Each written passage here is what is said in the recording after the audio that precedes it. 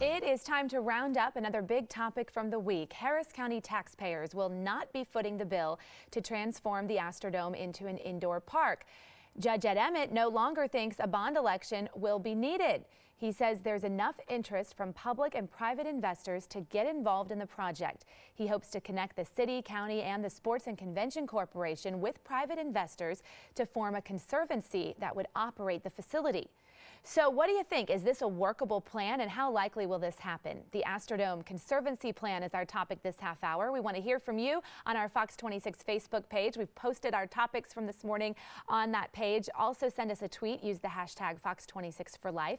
Joining us live in the newsroom is our panel led by our Fox 26 senior legal analyst Chris Tritico, our news analyst Mustafa Tamiz, and public policy analyst Jackie Bally. Good morning again, guys. Good morning. All right, so Chris, I liked what you had to say yesterday on your Facebook page. This is plan number 432, maybe? 486. 486. Okay, there we go. Yeah, this is the plan du jour. But you know, this actually may have the ability to go a long way for one very important reason. It doesn't require voter approval because there's no bond involved.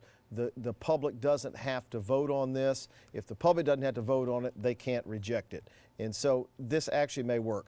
The question I have, who's up, Jackie Bally, is while we may put this together now to get this started, long term, who's going to continue paying to keep this open? Yeah, a lot of us, we grew up with the Astrodome. It's the eighth wonder of the world. We wanted to see it preserved. The voters turned down the referendum. And now the judge is coming back and he says, I have a new plan. I think it's great because so far what he's saying is that we will not be using tax dollars to preserve the dome.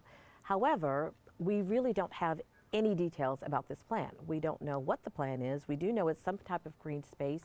We do know he traveled to Germany, and so it's going to be modeled after the facility they have Germans. there.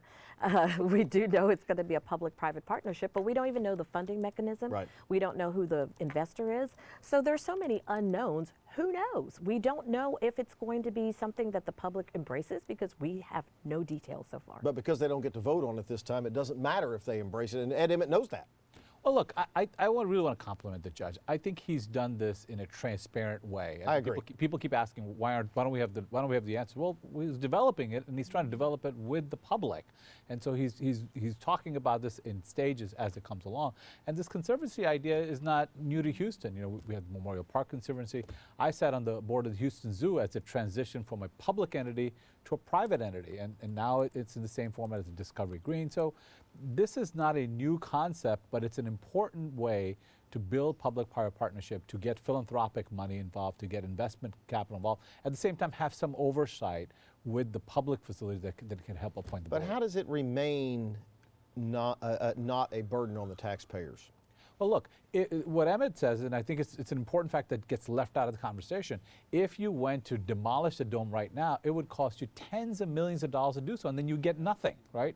But this, at least, you might, even if you taxpayers end up spending something out of it, let's say for maintenance or whatever, we're at least getting an asset in return that we have. He's also proposing tax credits, which is something that we use whenever we bring businesses into Sugar Land. So, I mean, I do say that's a very positive step if that's really how we're going to maintain it through tax credits and tax incentives. He has been saying that's what he's planning. And you got to give Judge Emmett credit. He is tenacious, if anything. He will not give up on the dome. I always give Judge Emmett credit, and yes, he's very tenacious. And I knew for sure he was not going to give up on the Astrodome. And like I said, it's the eighth wonder of the world. We all have that special feeling about the Astrodome. I love the fact that right now, from what we can tell, the public dollars will not be used to preserve it.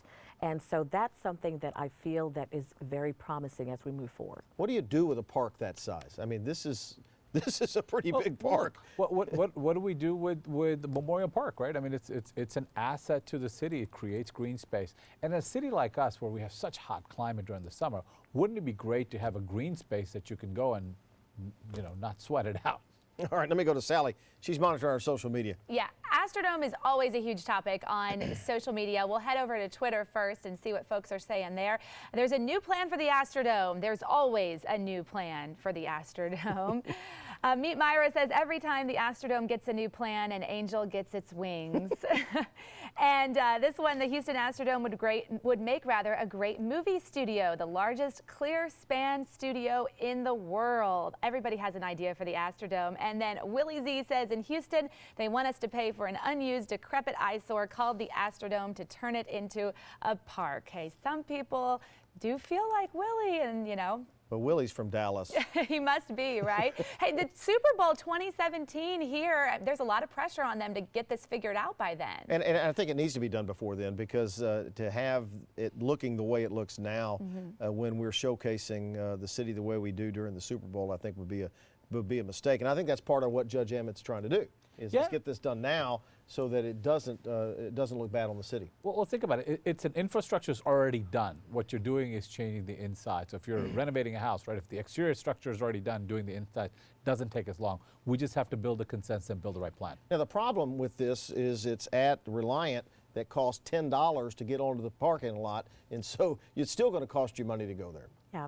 One of the things I hope the judge will do, and he'll probably do this because he's very good in policy, is use the professionals that we have here, like the Urban Land Institute, a lot of the planners, come up with a viable plan. We're talking about a lot of green space. We heard about multi-use facility. We've heard green space. There's so many different ways we could actually utilize this space. I think going to Germany, seeing what they do there, trying to bring that here to Texas, I think that's a good fit. Private investors, go to Bob McNair. We're talking about, trying to get something. Well, there's plenty of philanthropic money here. Right, right. There are a lot of sources that he can go to, and I think now that he has unveiled the fact that, hey, we have a new plan, I think now a lot of people are going to be reaching out to the judge and saying, hey, I can help you. Yeah, and they're also talking about doing underground parking, which I think is a great idea, to have parking underneath. Well, we need more parking there. Side. Yeah. We need more parking out there.